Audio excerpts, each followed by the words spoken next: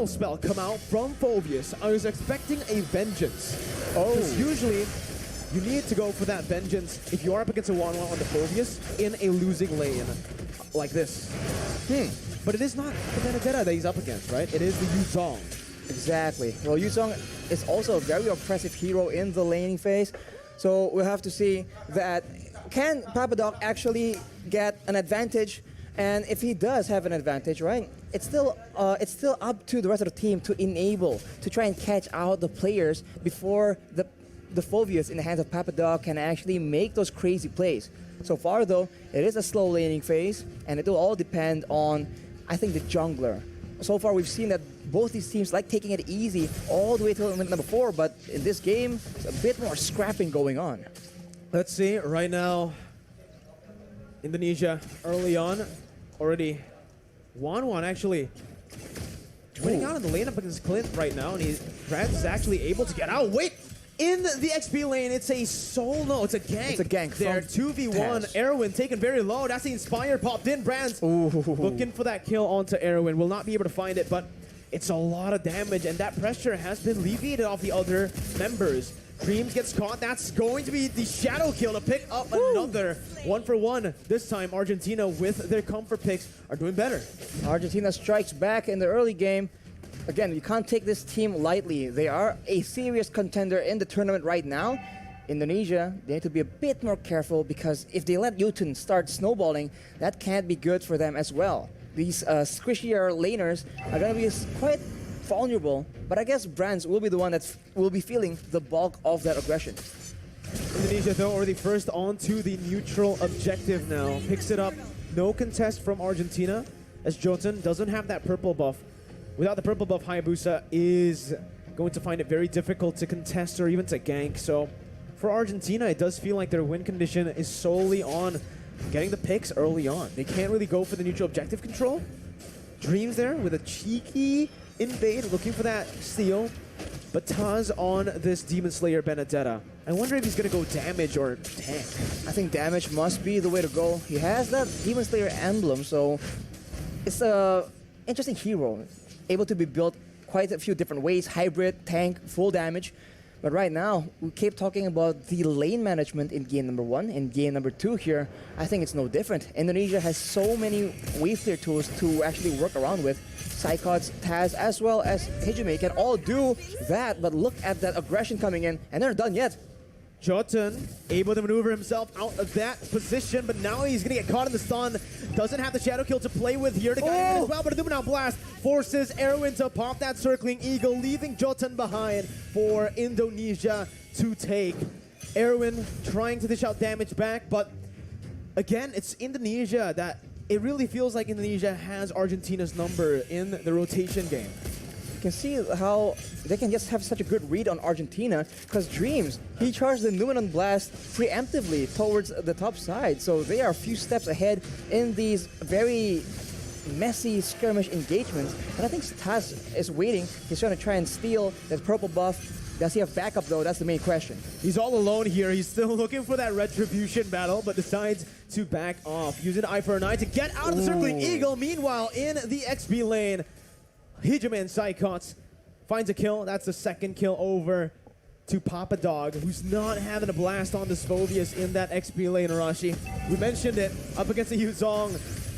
It's going to be really difficult to lane, especially with the ganks that's constantly just being placed by Indonesia. Not only are they having a Phoveus fall behind, they're having Psychots on the Yuzong, just absolutely wrecking it in that EXP lane. That can't be good, as the Indonesians are pushing the aggression, and look at that.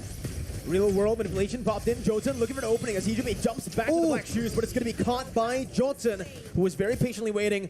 Going to blast onto Civ and on towards Erwin as that's the crossbow attack opened up. Erwin taken low, still able to survive, but with Civ down, this means that not only is Indonesia winning in the XP lane, this 1-1 on the hands of Brands as well is ahead, which is not a good sign. Absolute disaster as far as the laning phase is concerned. And look at the babysit coming in, but on the other side of the map, that is Psychots just making a very aggressive play. It almost pays out in a kill. Unfortunately, not just yet. They're just pushing the tempo again and again. And Argentina, which lane are they supposed to make plays in? Because at every moment, they're getting out-rotated, and Indonesia is just in the bush, just waiting for them to walk in unsuspectingly. It's absolutely insane right now. 5-2. Mataz jumped in all alone there. Looking for the purple buff, finds it and gets out. No punishment. It's actually going to be Indonesia who looks for the collapse under the tier 2. Real world inflation popped in, but Psychos jumps to the Furious Dive now. In the midst of it all, Arrow going to be taken low, but Dreams is still alive with the help of Taz, who jumps in with the final blow. Looking for another kill right now as he jumps out, and he buys enough time for Brands to pick up that top side tier 1. They didn't lose a single member in that dive. If you thought Argentina completely out-macroed Slovenia yesterday, this is a bit of a repeat because Indonesia is absolutely leagues ahead from Argentina. Unfortunately, Dreams was not taken out, and due to him being so low, it baits the rest of the members of Argentina, and Indonesia were able to punish that. And while all that is happening, the fight began without Brands, and doing that, Brands just didn't stay still. Goes for objectives, goes for more farm. And we talked about the 1-1 having a good lane. Brands is having an amazing lane, and in the late game, that cannot be good for the side of Argentina. 6th minute, 4-man dive, 4v5, Arashi. That's what made it super impressive. It wasn't a 5v5, it was a 4v5, and they still got out with the better trade. They still were able to take that purple buff unpunished. They were the ones actually punishing Argentina for stepping into their own jungle.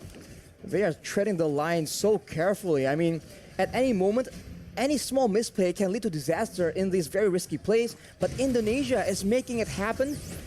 That just shows, again, their skill and their class, and right now they are in the sides, in the wings, waiting for an opportunity. Side cuts always being so crafty in the positioning game, but look at that.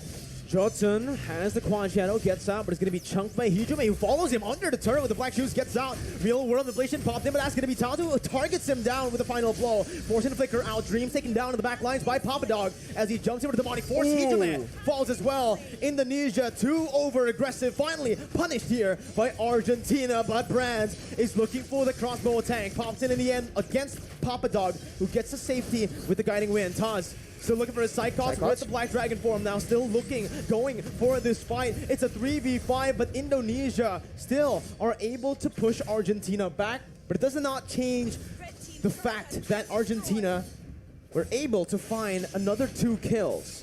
They get another 2 kills, but we talk about the wave pressure again and again. You guys at home are probably so bored of hearing about it, but the bottom side, the minions have taken 1 more turret for Indonesia. We take a look at the items here, 4 Brands, Corrosion Scythe, having the Demon Hunter Sword as well. These thicker, tankier members on the side of Argentina are going to be suffering from that percentage HP damage from the Demon Hunter Sword, and it's only going to get worse from here on. That is 2 core items for 1-1. That's really not what Argentina won. It's the reverse. 1-1 with the Demon Hunter Sword, with the Corrosion Scythe so early on, and now I do believe he is building towards the Windtalker, which is going to be, again, that countermeasure for Brands to go up against the Phobius. When you start to have more attack speed, and when you start to be able to actually dash faster than the Demonic Force, that's when Wanwan can actually somewhat counter the Phobius. Taz is all alone, and he actually baits the entire team, baits some resources as well for Psychos. Goes over to Black Dragon form, petrifying Jotun. And just like that, that's the jungler taken out. That's also Meteoro who falls in the mid lane to Brands. Papa Dog isolated, zoned away from the rest of his team as he'll be stunned up and he will be slain up in the top side. Look at Brands. 3-0. Brands pushing in the mid lane without a care. He is alone. He is staring 2 members of Argentina in the face. It doesn't matter. He is so ahead right now. He has that confidence, the mechanical skill. And look at that. He's behind the turret. That is, you're not supposed to do that as a marksman, but Brands doesn't care, I guess, as Indonesia wrestles away the control in the jungle from Argentina. But look at that right now. They're just sieging the base as much as possible, and the base turret passive has popped. I can speak based on experience that on the 1-1, if you're snowballed, you can do whatever you want. Yeah. So we'll see once again. Psychots wants to do whatever he wants as well with the Black Dragon form, just penetrating into that base, zoning 4 members away from the base turret. As Brands and Hijume just sieges it down. Taz now lower plane, has the Numenal Blast canceled out, but he flickers forward, getting the damage and the stun onto Meteoro, who's forced to flicker back out again. Taz now under the turret range, forced to back away. Shadow Kill popped in, won't be able to find enough damage to take anyone down. That's another resource, the real world manipulation by Meteoro to defend. 10 minutes in, Indonesia have cracked one base turret and are looking for the second in the mid lane. Arashi, it's looking grim. It's gonna be Hijome who jumps back with Black Shoes. Demonic Force popped in by Papa Dog. And they do not want to stop. They just have the superior siege right now. They're going for damage on the members of Argentina and also the base turrets, but they're going again. Papa Dog looking for the play, but it is just going to give Brands enough weakness points to pop that crossbow of Tang. Erwin low, forced to recall, and Indonesia are looking for the end. 2-0, and Cyclops jumps in again with that signature Petrify on 3. Finds a double before they end the game. 2-0. Indonesia will meet up against Cambodia in the upper bracket finals. What a performance, man. And multiple members from Indonesia, they have their signature heroes.